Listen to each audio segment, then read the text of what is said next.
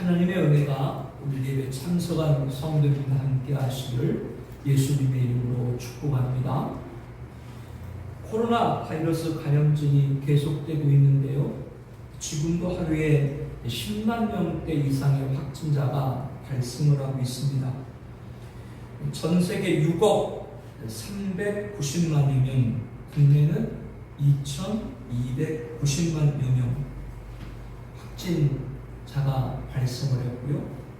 전 세계 650만여 명, 그리고 국내는 26만 500여 명이 그로 인해서 사망을 했습니다. 지난 3년여 동안 코로나19로 많은 인명의 피해와 경제 손실 등 큰 어려움을 겪고 있죠. 예수님께서는 곳곳에 큰 지진과 기근과 전염병이 있겠고 또 무서운 일과 하늘로부터 큰 징조들이 있으리라 라고 하셨습니다.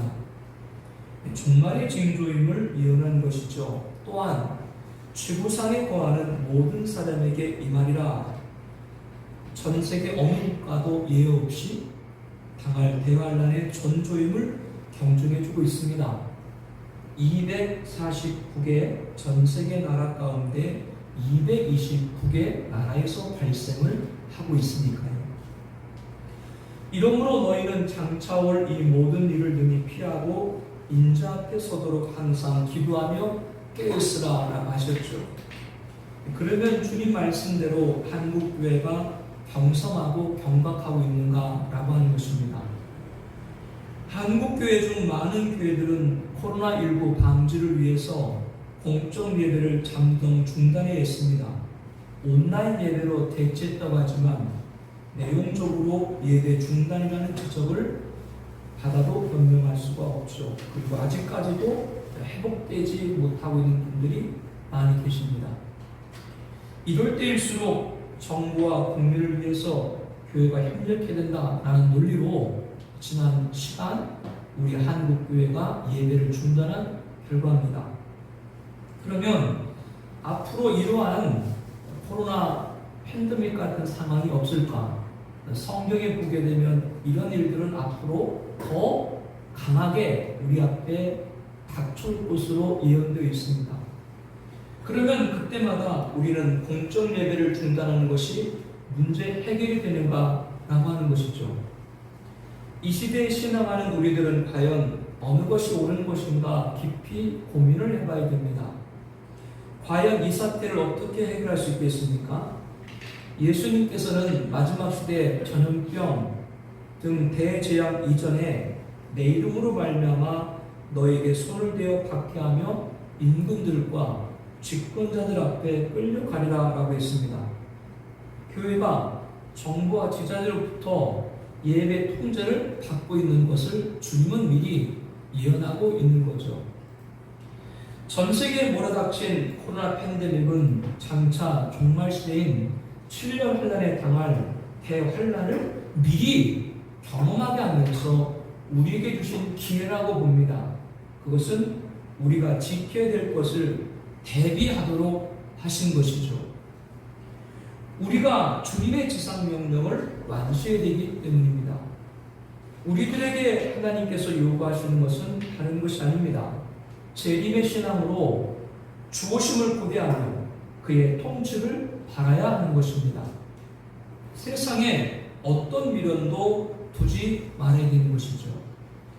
지금 우리의 믿음이 소중한 것은 예수님이 다시 오심을 믿기 때문입니다.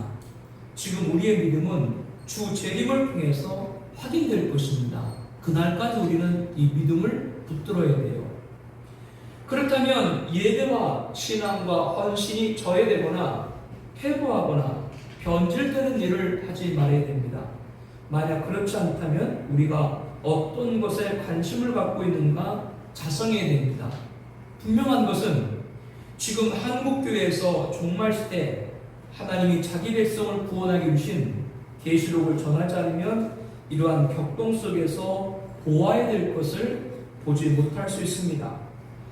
요한계시록은 마지막 때 우리가 보지 못하는 이유가 무엇인지, 그러면 무엇을 봐야 되는지에 관해서 명확하게 말씀을 해주고 있지요.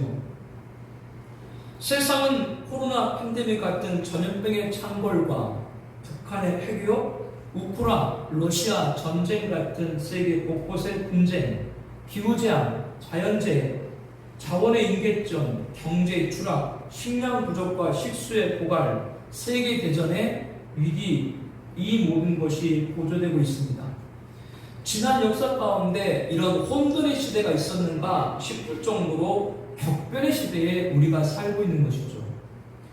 이러한 때 사람들은 이 모든 위기를 단번에 해결할 자를 찾습니다. 난세의 영웅을 구하는 것이죠. 창세기에는 세상의 천용사 즉 영웅인 니무롯이 등장합니다. 그는 대도시를 건설했습니다. 사람들이 추앙하는 영웅이었죠. 바벨탑 사건에서 보듯이 인류를 하나로 규합한 영웅들은 하나님을 대적하는 데 주저하지 않았습니다. 첫 심판 대홍수의 원인이 무엇이었는가? 용사, 영웅들이 사람들을 하나님을 대적하도록 한 데서 시작이 됐다는 걸 알아야 됩니다. 계시록에는 인류의 마지막 영웅을 예언하고 있습니다. 짐승으로 지칭된 적그리스도입니다.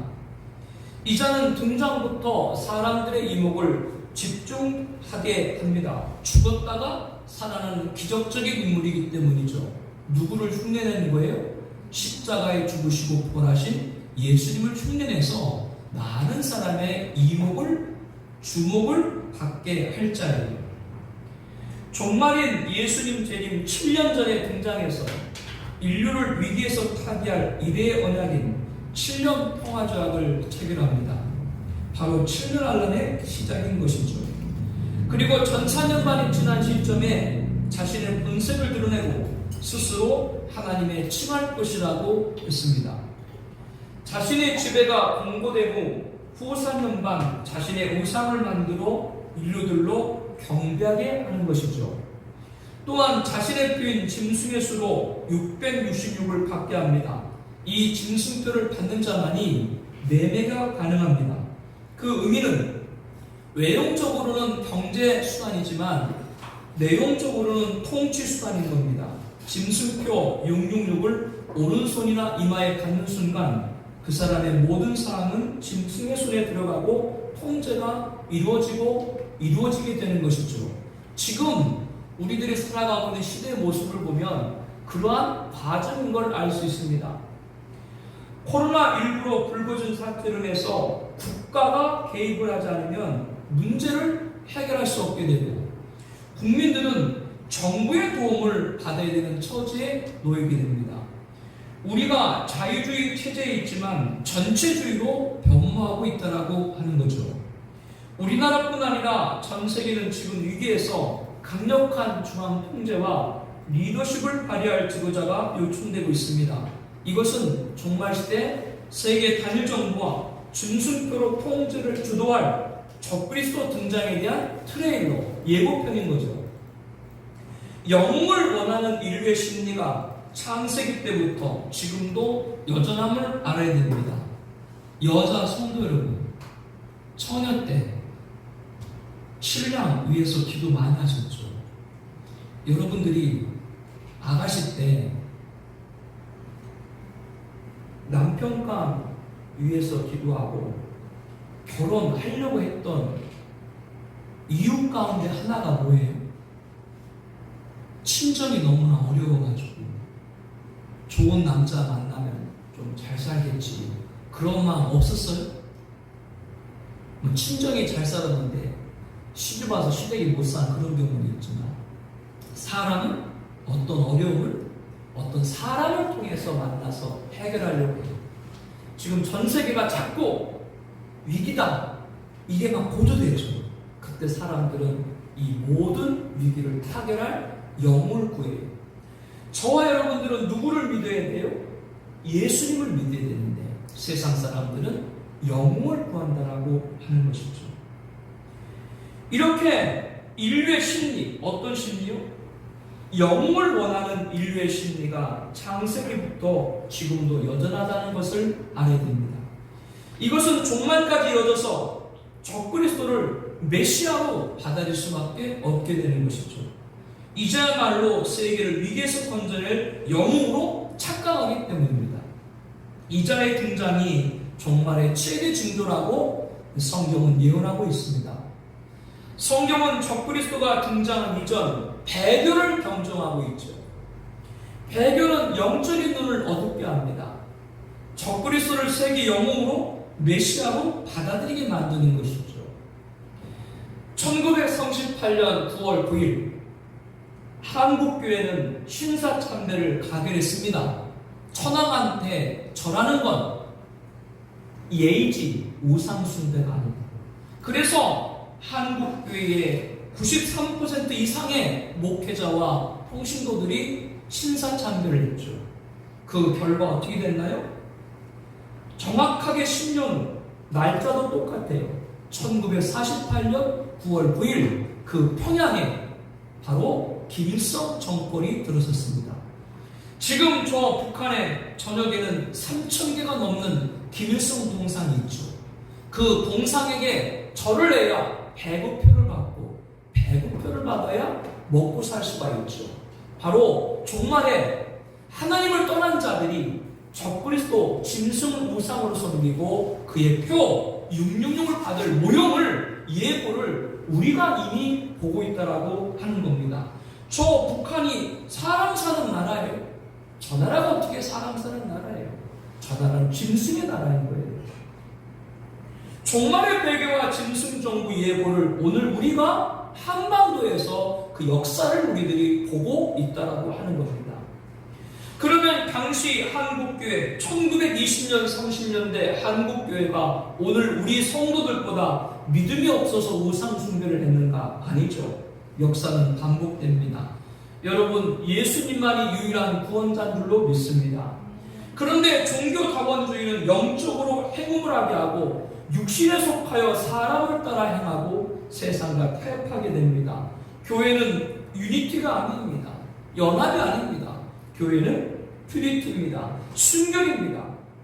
간염, 방역 때문에 예배를 잠정 중단하자, 대체하자, 다른 곳으로 변형하자. 이건 것이 바로 사람의 말들이에요. 우리들은 하나님의 말씀을 따라야 될 줄로 믿습니다. 코로나19 사태를 통해서 이를 우리는 이미 겪었고 앞으로 이런 일이 왔을 때 절대 반복해서는 안 돼요. 순결한 믿음을 가져야 돼요. 역사는 하나님이 주관하십니다. 시대에 나타난 징조들이 성경의 증언과 무관할 수가 없는 것이죠. 그러므로 절대적 성경의 증언을 통해서 상황적 시대의 징조를 통찰할 수 있어야 됩니다. 코로나 팬데믹에 대해서 한국교회가 대책으로 내놨던 그 자칫 종국에 적그리스도를 따를 수 있는 위험이 있는 거예요. 적그리스도는 하나님을 대적하지만 그의 최후는 산처로 유황불 붙는 곳 지옥에 던져집니다. 그렇기 때문에 그를 따른 자들도 사망, 지옥, 영면이라고 말씀을 하죠. 모든 혼돈과 혼미와 혼란은 예수님이 다시 오셔야 해결할 수 있다는 일념을 가져야 됩니다. 예배 우선하고 헌신에 최선을 다하고 오직 예수, 재림신앙에 집중해야 되는 것이죠. 이것이 우리가 가져야 될 믿음입니다. 지금 우리가 지켜야 될 믿음인 것이죠. 지난주에 성경은 구원과 심판의 책이라고 말씀을 드렸죠. 예수님을 영접한 택자 구원은 하나님 계획 가운데 끝까지 이루십니다. 반면에 마지막까지 거역한 불신자와 믿었다가 중도에 거역한 성도, 바로 하나님을 떠난 배교자들은 심판을 받을 수밖에 없죠. 이 두 주제 구원과 심판의 결말은 예수님의 재림으로 이루어집니다. 이 재림 즉 종말이죠. 이거에 관한 예언의 총본산이 요한계시록인 것입니다. 그렇기 때문에 요한계시록은 축복의 예언인 거예요. 교회 시대에 택한 성도들은 종말 시대까지 구원을 하셔야 되는 것이 하나님 뜻인데 그 마지막까지 자기 백성을 구원하게 주신 말씀이 뭐요? 축복의 예언이 요한계시록이라고 하는 겁니다. 주제는 재림 종말입니다. 예수님 반드시 우리 역사 가운데 오십니다. 목적은 신부단장입니다. 우리들은 온전한 믿음을 지켜서 그 오실 신랑을 맞이할 신부로 단정해야 됩니다. 경종은 절대 가짜 신랑, 세상이 추구하는 영웅, 적그리스도 따르면 안 돼요. 그렇기 때문에 절대 배교, 사람 말 따르지 말고 하나님 말씀 통해서 우리가 기준을 삼고 믿음을 지켜야 됩니다. 저와 여러분은 이 시대에 참된 목양의 목회자와 믿음의 성도가 되어서 주님으로부터 칭찬받는 충성되고 지혜로운 종이 될 것을 축복합니다. 종말의 때 배교에 맞서 진리를 사수하고 생전에 예수님 다시 오신다면 영접하여 그분이 왕으로 다스리실 우리 주와 그리스도의 나라인 천년왕국에서 왕권자로 참여하기를 축복합니다. 신고자에서 순교자의 변화와 성도의 생명의 부활을 입어서 거룩한 성 예루살렘 영원한 나라 천국에 입성하기를 축복합니다. 요한계시록의 저자 요한은 사도 중에 유일하게 순교하지 아니하고 노년에 죽임을 당하지 아니하고 노년에 하나님의 부르심을 받았습니다. 전설에 따르면 핍박자들은 요한을 끓는 기름가마 속에 던져졌지만 그곳에서도 죽지 않고 살아남았다고 합니다. 요한은 이미 이때 순교자로 인정을 받은 것으로 봐야 됩니다. 그래서 요한을 순교자 반열에 올리죠. 요한계시록에 등장하는 순교자들은 예수를 증언함과 하나님 말씀 때문에 목배임을 당한 자들입니다. 요한은 목배임을 당하는 참수로 순교하지 않았지만 하나님 말씀과 예수를 증언하였으므로 말미암아 감모람 섬에 유배되었다고 오늘 본문 9절에 말합니다. 이것이 요한이 순교자가 된 분명한 이유가 되는 것이고요. 우리도 일생 동안에 예수 이름을 배반하지 않으면 순교 바늘에 이룰 수 있음을 보전 주고 있습니다. 사도 요한이 하나님 말씀과 예수 그리스도의 증거고 자기가 본 것을 다 증언하느라고 계시록을 기록하게 된 배경을 계시록 1장 2절에 기록하고 있습니다. 나의 삶 자체가 하나님 말씀과 예수 증거되기를 축복합니다. 그게 가장 귀한 삶이에요. 그러면 하나님께서 사도 요한에게 이처럼 순교자적인 사명을 이루게 하셨지만 실제로 그의 육신적인 생명을 거두지 않으셨던 이유가 무엇일까요? 요한에게 육신적인 죽음보다 더 중요한 사명이 있었습니다. 이 사실에서 그 해답을 찾아야 됩니다. 바로 이것이 요한이 이룬 일입니다. 계시록 1장 1절에 하나님으로부터 예수 그리스도의 계시 즉 재림 종말에 관한 계시를 받았다라고 말씀합니다.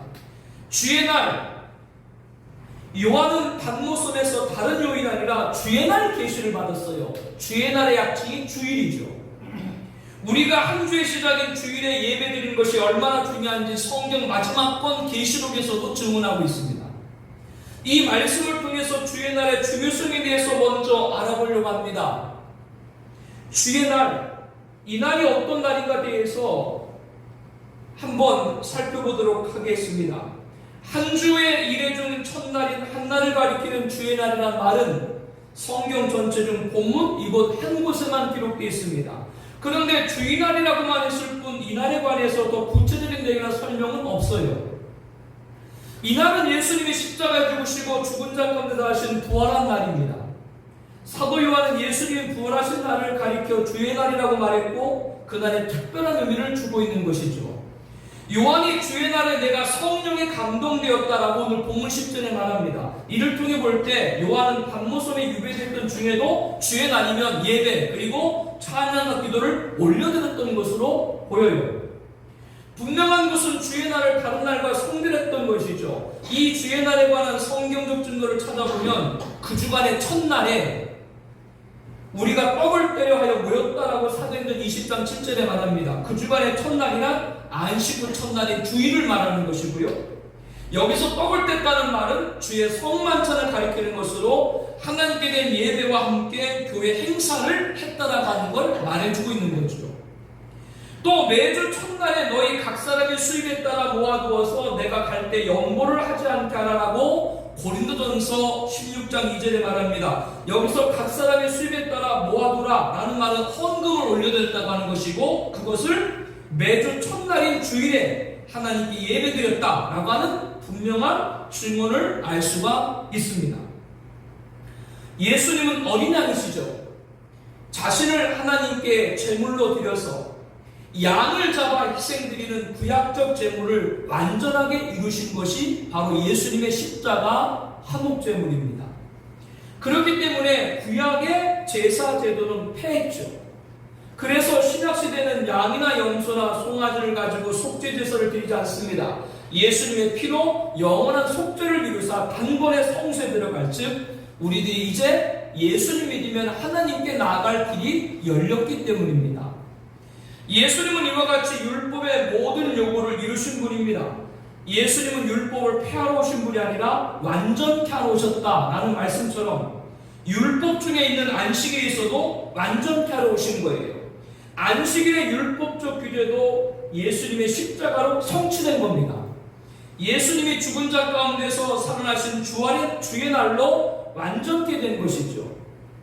예수님은 우리를 거스리고 불리하게 하는 법정으로 쓴 증서를 주시고 제하여 버리사 십자가에 못 박으시고 십자가로 그들을 이기셨느니라 라고 골로새서 2장 14절 15절에 말합니다.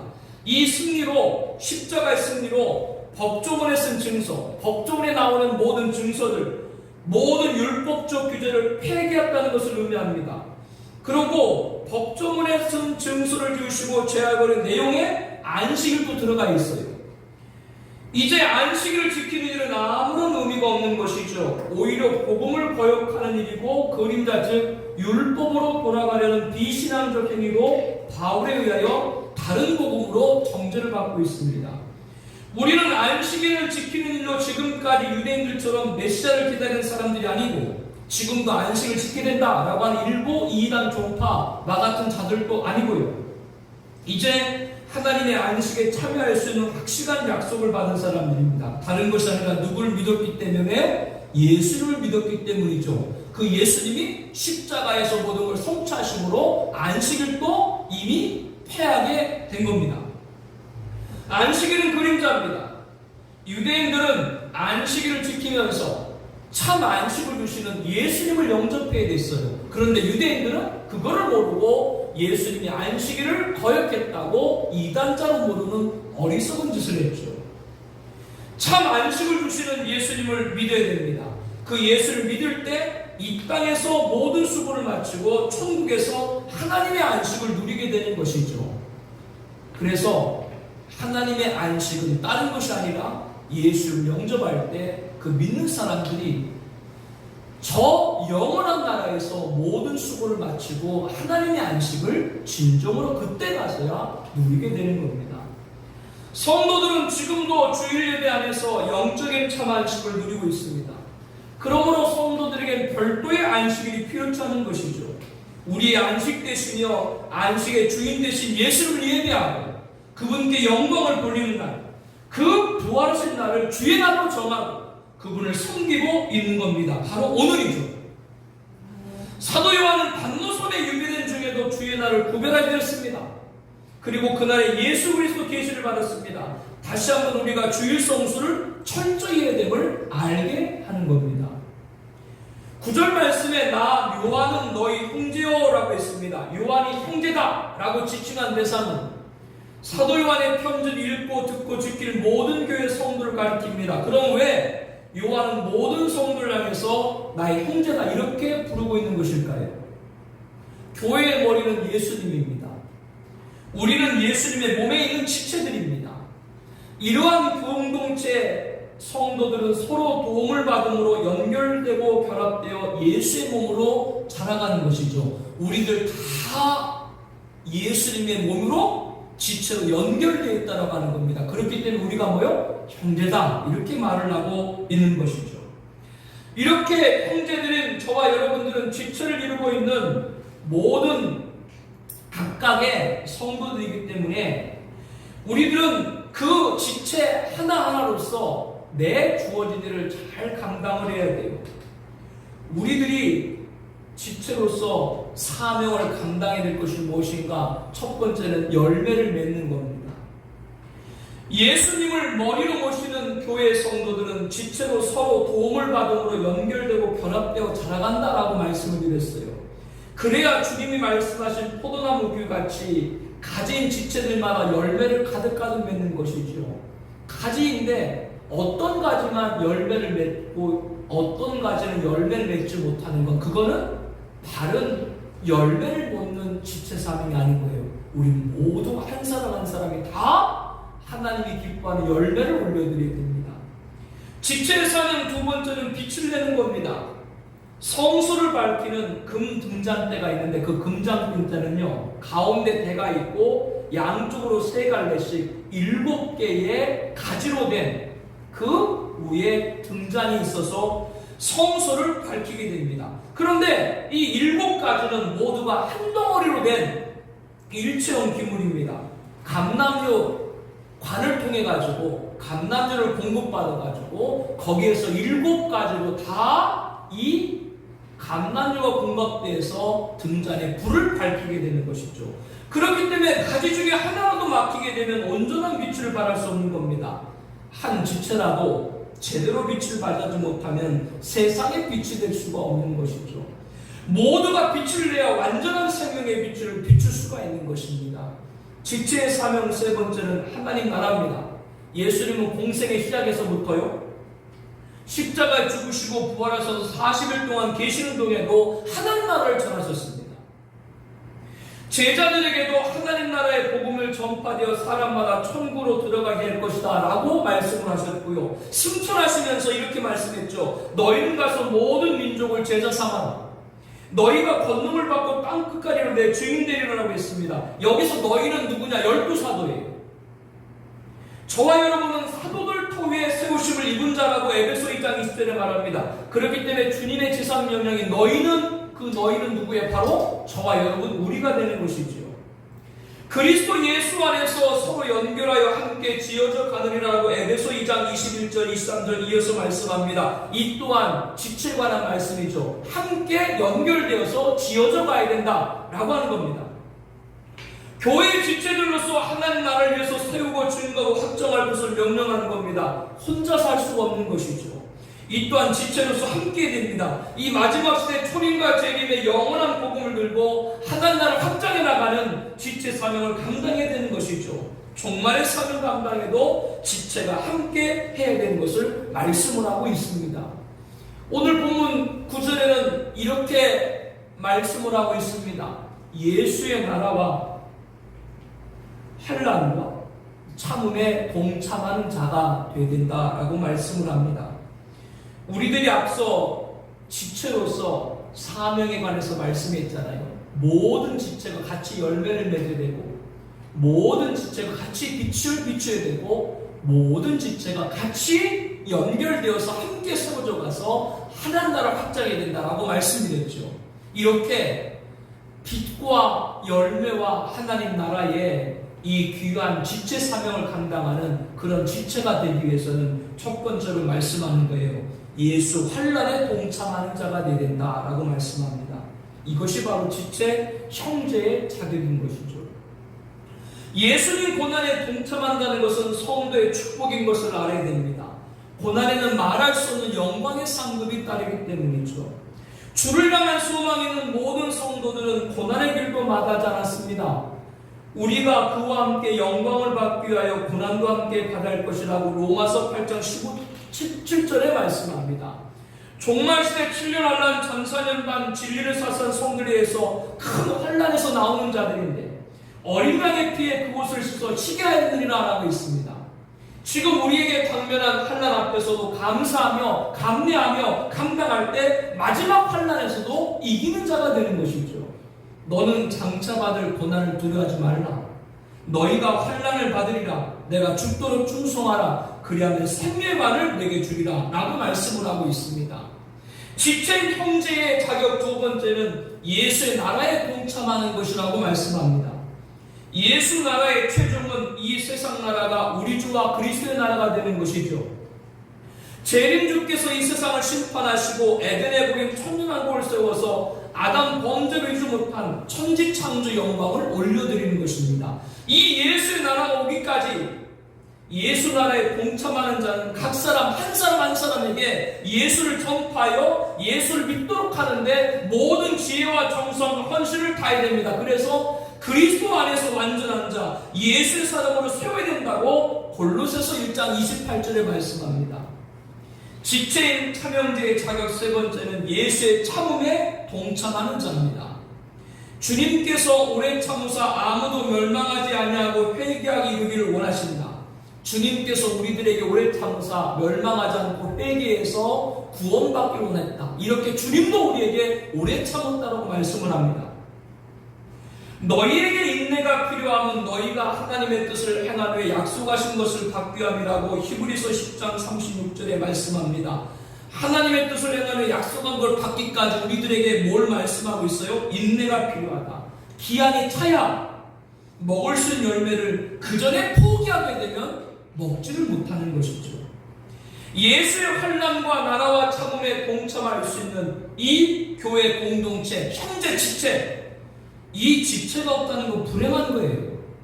우리는 예수의 환난과 나라와 참음에 동참할 수 있는 교회 공동체 지체, 옆에 있는 성도, 형제가 있다는 것이 감사합니다. 예수 환난과 나라와 참음에 동참하는 지체가 열매와 빛과 하나님 나라의 지체 사명을 온전히 감당할 수가 있게 되는 것이죠. 사도 요한은 예수 그리스도 계시를 받으면서 계시자인 어린 양의 영광을 보았습니다.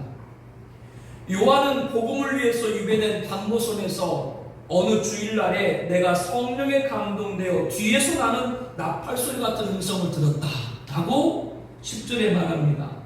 그래서 요한은 몸을 돌이켜서 나에게 말한 음성을 알아보려고 돌이킬 때 7 금촛대를 보았는데 촛대 사이에 인자같은 이의 영광을 보았다라고 말씀을 12절 13절에 합니다. 이분이 바로 예수님이시죠. 계시록의 어린 양으로 등장한 심판주입니다. 이분의 영광은 참으로 위대하시고 하나님의 영광으로 나타나 있습니다. 이분의 영광에 대해서 하나님이 그를 지극히 높여 모든 이름에 뛰어난 힘을 주사 하늘에 있는 자들과 땅에 있는 자들과 땅 아래에 있는 자들로 모든 무릎을 예수 이름에 꿇게 하시고 모든 입으로 예수 그리스도를 주라 시인하여 하나님 아버지께 영광을 돌리게 하셨느니라. 빌립보서 2장 9절 11절에 말씀합니다. 사도 요한은 그 영광의 예수님을 본 거예요. 근데 그 영광의 예수님을 어디서 봤다고요? 7 금촛대 사이에서 봤다. 20절 말씀해 보니까 7 촛대는 7 교회다라고 말씀을 하고 있습니다. 사도 요한이 7 금촛대를 보았을 때 7 금촛대 사이에 인자 같은 이가 다니시는 것을 보았습니다. 요한이 말한 인자 같은 이라고 한 대상은 예수님인 것이 분명하죠. 인자라고 한 건 사람의 아들 그런 뜻인데요. 하나님께서 이 땅에 복생자를 부를 때 사람의 모양으로 보냈기 때문에 붙여진 예수님의 또 다른 이름 가운데 하나가 인자죠. 이 인자 되신 예수님이 7 금촛대 사이로 다니는 분, 교회 사이로 다니는 분으로 나타났다라고 하는 건 우리들에게 무엇을 말씀합니까? 예수님께서는 오늘도 교회에 거하시는 줄로 믿습니다. 예수님의 관심은 교회라고 하는 것이죠. 예수님이 일하시는 것은 교회라고 하는 것이죠. 교회가 질타를 받아도 세상의 소망은 교회인 줄로 믿습니다. 그렇기 때문에 예수님이 금촛대 교회살을 거니신다. 우리 교회가 그런 교회가 된 줄로 믿고 감사를 드립니다. 그러므로 예수님이 교회를 향한 명령을 복종할 때 참된 교회 사명을 감당할 수가 있는 거예요. 13절 말씀에 사도 요한이 다뤄본 주님의 영광은 제일 먼저 발에 끌리는 옷을 입고 가슴에 금띠를 띄었다라고 했습니다. 발에 끌리는 옷이나 금띠는 모두 왕의 권위와 표현으로 만왕의 왕인 예수님이 입으신 왕복을 말하죠. 예수님이 2000년 전 베들레헴에서 태어나실 때는 어느 농가 마구간에서 강보에 쌓여 말구에 누셨지만 장차 다시 오시는 예수님은 영광으로 만왕왕으로 발에 끌리는 긴 옷을 입으시고 가슴에 금띠를 띠시는 왕으로 오실 것을 알게 합니다. 14절에 그의 머리에 털의 희기가 흰털 양 같고 눈 같다라고 했습니다.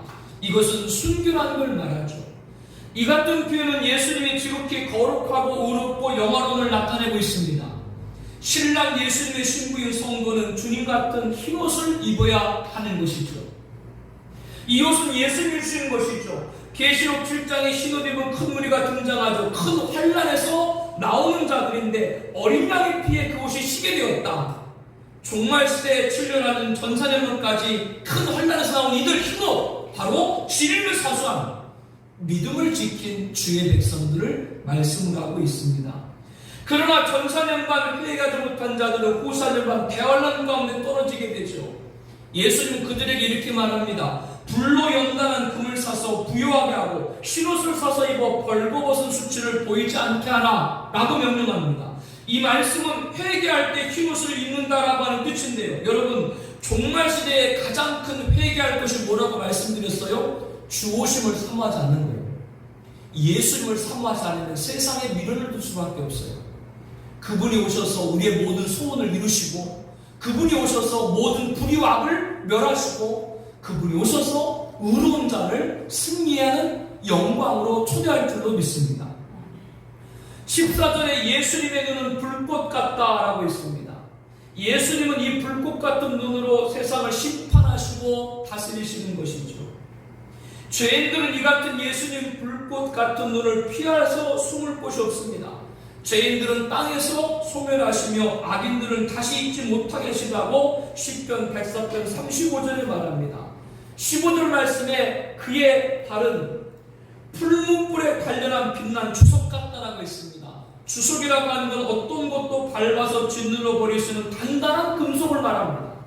그러므로 예수님 말의 주석 같다고 하신 말씀은 재림하셔서 이 세상을 심판하실 때 나타날 권세와 권능을 상징하는 것이죠. 15절에 그의 음성은 많은 물소리 같다라고 했습니다. 이 같은 예수님의 음성은 옛날 갈릴리 바다나 베다니 동네나 사마리아 수가성에서 다니시면서 죄인들을 부르시던 그런 다정한 음성이 아닙니다. 죄인을 심판하시는 심판주의 어미에 찬 우렁찬 음성이죠. 16절에 그의 입에서 좌우에 날선검이 나왔다라고 했습니다. 그 말씀의 검으로, 즉 말씀으로 심판하시는 권능을 말하죠. 예수님은 그의 입의 말씀이 심판의 검이 되어서 인류를 심판하게 될 것입니다. 16절에 그의 얼굴은 해가 힘있게 비추는 것 같더라라고 했습니다. 예수님의 영광을 말씀하는 표현이죠. 예수님이 다시 오시는 날, 그날 이 세상 살아가는 모든 인류는 이 같은 예수님을 얼굴을 제대로 쳐다볼 자가 없을 거예요. 악인들, 불신자들, 멸망받을 자들을 그들은 주님을 볼 수 없다 그 말이죠. 요한은 이 계시를 받는 중에 이러한 예수님의 영광을 직접 본 거예요. 그래서 혼절한 상태가 됐습니다. 17절에 보니까 내가 볼 때 그의 발 앞에 엎드려서 죽은 자 같이 되네. 예수님의 영광으로 하나님의 영광을 보기 때문에 이렇게 혼절한 것처럼 되었죠. 그런데 주님은 17절에 이렇게 말합니다. 두려워하지 말라. 나는 처음이요 마지막이니 곧 살아있는 자라. 내가 전에도 죽었노라. 볼지어다 이제 세세토록 살아있어 사망과 음부 열쇠를 가졌노라. 예수님은 재림하실 때 심판받을 세상에서는 어미한 모습으로 나타나지만 그의 백성들에게는 자비하신 구주의 모습으로 보이시고 우리를 위로하시는 분인 걸 알게 합니다. 그러므로 우리들에게 뭐예요? 두려워하지 말라라고 말씀을 하고 있는 것이죠. 예수님은 우리에게 영광의 모습으로 반드시 다시 오십니다. 우리들이 장차 부활한 영광의 모습으로 예수님 앞에 설 때 우리는 얼굴과 얼굴을 마주 볼 것이며 주님을 얼굴을 볼 것이라고 계시록 20장 4절에 말씀하죠. 20장 4절에 말씀하죠. 그리고 그 예수님과 함께 유리 같은 맑은 정금으로 깔린 영광스러운 천국길을 걷게 되는 그날이 반드시 우리 올 겁니다. 이 요한이 본 예수님의 영광을 우리가 직접 보는 그날이 우리에게 예비되었다, 언약되었다라고 하는 겁니다. 사랑하는 성도 여러분, 오늘 말씀을 통해서 다시 한번 강조해야 됩니다. 첫 번째, 주일 예배 가운데 예수 그리스도 계시를 받은 위대한 역사가 나타남을 알았습니다.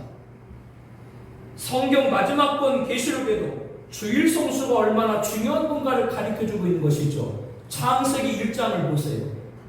하나님께서 모든 걸 창조하시고 일곱째 날 안식하셨다고 말씀했죠. 그 안식이 누구라고 그랬어요? 다른 것이 아니라 그 하나님의 안식을 가져다 줄 분은 예수님입니다. 그래서 그 예수님이 십자가에 죽으시고 부활하신 주일날 우리가 예배를 드리는 겁니다. 예수님을 믿고 그분이 안식이시기 때문에 그분을 믿고 주일을 성수하는 그 자는 천국에서 바로 천지창조 때 하나님의 안식을 저 천국에서 누리게 되는 것이죠. 이렇게 창세기 첫 장에도 뭐요? 하나님의 안식, 주일을 우리들이 가르쳐주고 있고, 성경 마지막 본 계시록에도 1장에도 뭐요? 이 주일날이 얼마나 중요한 건가를 우리에게 가르쳐주고 있는 거예요. 예수님 다시 오시는 그날까지 우리들은 철저한 주일 성수를 드려야 됩니다. 오늘 하나님이 주시는 말씀은 교회를 섬기며 특별한 일을 하라고 말씀하는 것이 아니에요. 성도로서 마땅히 해야 될 도리를 하라고 하는 것이죠. 그 첫 번째가 뭐요? 철저한 주일 성수와 예배 생활입니다.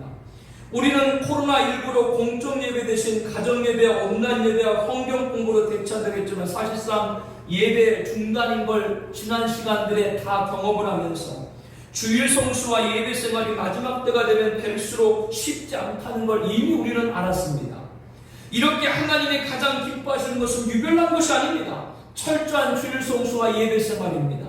그리고 온전한 11조 헌금 생활입니다. 적극적 복음 전도와 증거 생활입니다. 분명한 사명의식과 헌신 생활입니다. 마지막으로 간절한 재림신앙과 신부 생활입니다. 주님 오시는 날 그날까지 우리 교회 공동체 5대 생활이죠. 그리고 두 번째, 우리들은 예배드리는 교회 공동체 지체들로 형제라고 말씀드렸어요. 그러므로 함께 예수의 환난과 나라와 참음에 동참하는 자가 되어야 됩니다.